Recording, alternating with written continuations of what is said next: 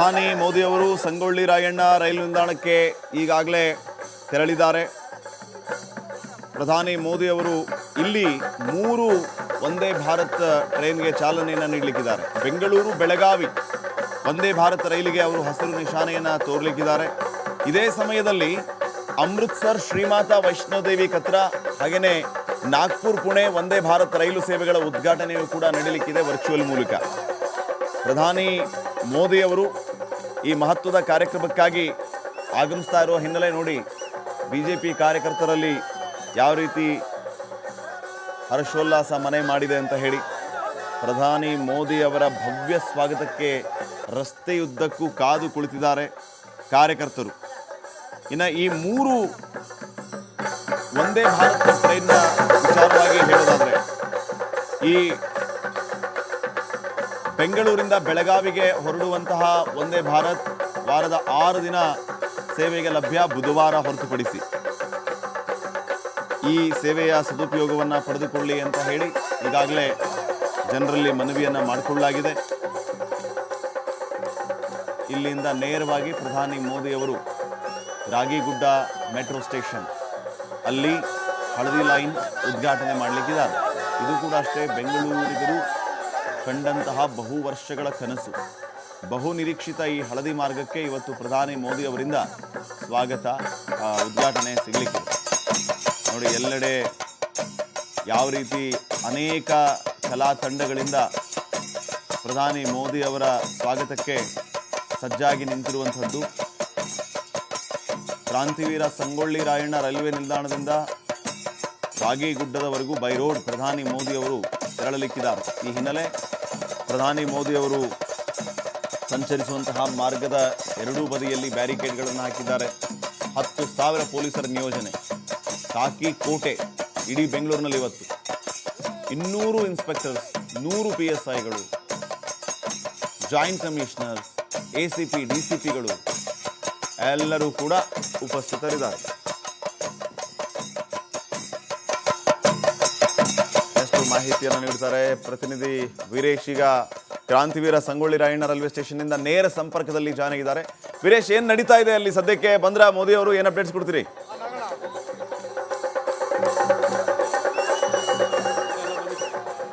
ಶ್ರೀಪಾದ್ ಪಾಟೀಲ್ ಕೆಲವೇ ಕ್ಷಣ ಅಂದರೆ ಇಲ್ಲಿಂದ ಈ ಒಂದು ಸರ್ಕಲಿಂದ ಈಗ ಮೋದಿ ಅವರು ಒಂದು ಕಡೆ KSR ರೈಲ್ವೆ ನಿಲ್ದಾಣಕ್ಕೆ ಮೂವ್ ಆಗಿದ್ದಾರೆ. ಅಲ್ಲಿ ವಂದೇ ಭಾರತ್ 3 ಟ್ರೈನ್ಗೆ ಒಂದು ಕಡೆ ಚಾಲನೆ ಕೊಡಲಿದ್ದಾರೆ. ಅಲ್ಲಿಂದ ಮತ್ತೆ ರಿಟರ್ನ್ ಹೀಗೆ ಹೊರಲಿದ್ದಾರೆ. ಹೀಗಾಗಿ ಸಾಕಷ್ಟು ಅಭಿಮಾನಿಗಳು ಮತ್ತು BJP ಕಾರ್ಯಕರ್ತರು ಬಂದಿದ್ದಾರೆ. ಮೋದಿ ಬರುವಾಗ BJP ಕಾರ್ಯಕರ್ತರಿಗೆ ಕೈ ಬೀಸಿದ್ರು. ಹೀಗಾಗಿ ಸಾಕಷ್ಟು ಜನ ಬಂದಿದ್ದಾರೆ, ಮೋದಿಯನ್ನು ನೋಡಿ ಕಣ್ತುಂಬಿಕೊಂಡಿದ್ದಾರೆ. ಇಲ್ಲಿ ಮಾತಾಡಿಸ್ತೀನಿ, BJP ಕಾರ್ಯಕರ್ತರನ್ನು ಮಾತಾಡಿಸ್ತೀನಿ. ಮೇಡಮ್, ಮೋದಿ ಬಂದರು, ಮೋದಿನ ನೋಡಿದ್ರೆ ಹೇಗನ್ಸುತ್ತೆ ಮೇಡಮ್ ಅಂತ?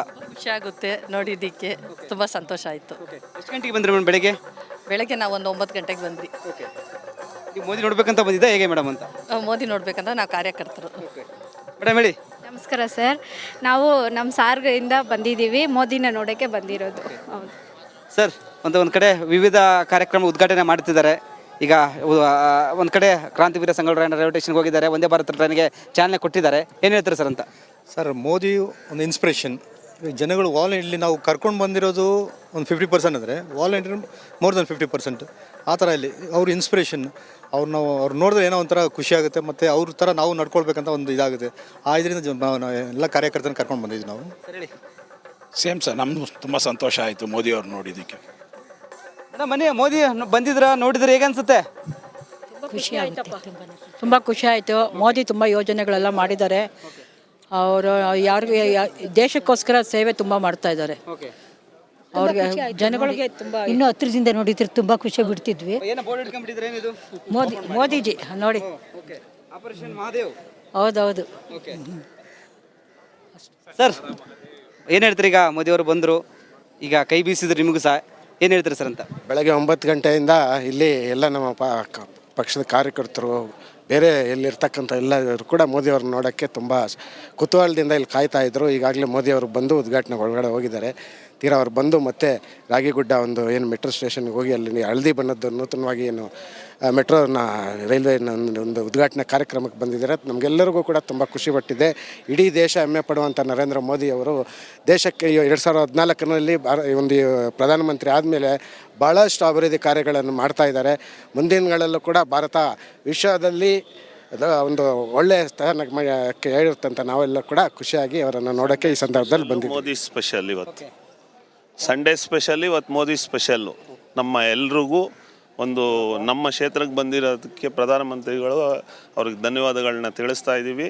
ಬೆಂಗಳೂರಿನ ಟ್ರಾಫಿಕ್ ಹೆಚ್ಚಿನ ಸಮಸ್ಯೆ ಇರೋದ್ರಿಂದ ಈ ಸರ್ಕಾರ ಅದನ್ನು ತಡವಾಗಿ ಮಾಡ್ತಾಯಿತ್ತು. ಇದು ಅವ್ರ ಗಮನಕ್ಕೆ ಬಂದು ಇದನ್ನು ನಮ್ಮ ಇಲ್ಲಿ ಬೆಂಗಳೂರು ಸಂಸದರುಗಳಾದಂಥ ಎಲ್ಲರೂ ಸೇರಿ ಈ ಉದ್ಘಾಟನೆಗೆ ಏರ್ಪಾಡು ಮಾಡಿ ಇವತ್ತು ಚಾಲನೆ ಕೊಡ್ತವ್ರೆ. ಮತ್ತೊಮ್ಮೆ ಮಗದೊಮ್ಮೆ ಮೋದಿ ಅವರಿಗೆ ಧನ್ಯವಾದಗಳು. ಸರ್ ಏನು ಹೇಳ್ತೀರಾ ಹೇಳಿ ಸರ್. ಇವತ್ತು ಮೋದಿ ಅವ್ರು ಬಂದಿರೋದು, ಅವ್ರು ಬಂದವರೇ ಹೋಗೋರೆ, ಪ್ರತಿಭಟನೆಗೆ ಬಂದಿಲ್ಲ. ಅವ್ರು ಬಂದಿದೆ ಬೆಂಗಳೂರಿಗೆ ಅಭಿವೃದ್ಧಿ ಕೆಲಸಕ್ಕೆ ಬಂದಿದ್ದಾರೆ. ಇವತ್ತು ಬೆಂಗಳೂರು ಹಬ್ಬ.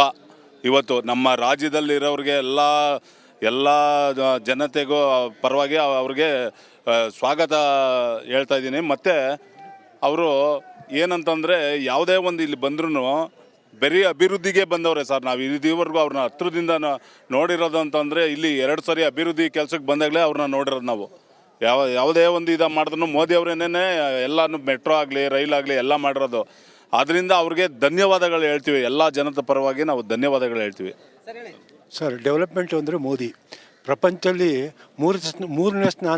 ಮೂರನೇ ಸ್ಥಾನಕ್ಕೆ ತಂದಿರೋದಕ್ಕೆ ಮೋದಿ ನಾವೆಲ್ಲ ಚಿರಋಣಿಯಾಗಿದ್ದೀವಿ. ದೇಶ ಭಾರತ ಅಂತಂದರೆ ಅಮೇರಿಕಾನೇ ನಡ್ಗೋವಂಥ ಪರಿಸ್ಥಿತಿಗೆ ಮೋದಿ ತಂದ್ರಲ್ಲ, ಅದಕ್ಕೆ ನಮಗೆ ಖುಷಿ ಅನ್ನಿಸ್ತದೆ.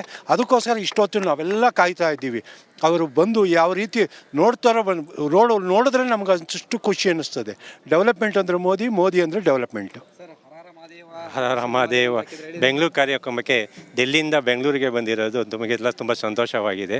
ಅವರಿಗೆ ತುಂಬ ಒಂದೇನಿಂದ ಬರಮಾಡ್ಕೊಳ್ತೀವಿ.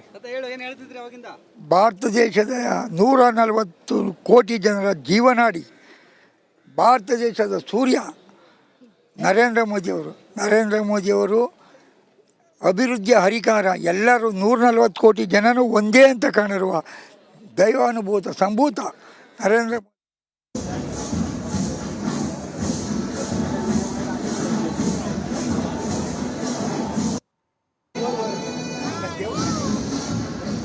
ಸೂರ್ಯ ನರೇಂದ್ರ ಮೋದಿಯವರು ಹಗರಣವಿಲ್ಲದ ನಾಯಕ. ಇಡೀ 280 ದೇಶಕ್ಕೆ ನರೇಂದ್ರ ಮೋದಿಯವರ ಪ್ರಧಾನಮಂತ್ರಿ.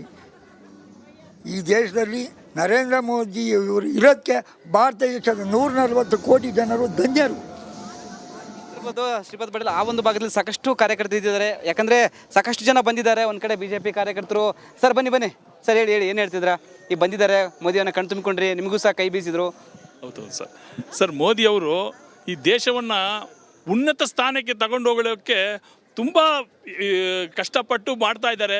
ಎಲ್ಲೂ ನೋಡು ಬರೀ ಡೆವಲಪ್ಮೆಂಟು, ಎಲ್ಲಿ ನೋಡು ನಮಗೆ ಕೆಲಸಗಳು ನಡೀತಾನೆ ಇದೆ. ನೋಡ್ತಾ ಇದ್ದೀವಿ, ಕಣ್ಣಾರೆ ನೋಡ್ತಾ ಇದ್ದೀವಿ. ರೈಲ್ವೆ ಸ್ಟೇಷನ್ಗಳು ನೋಡಿದ್ರೆ ಅಷ್ಟು ಚೆನ್ನಾಗಿದೆ.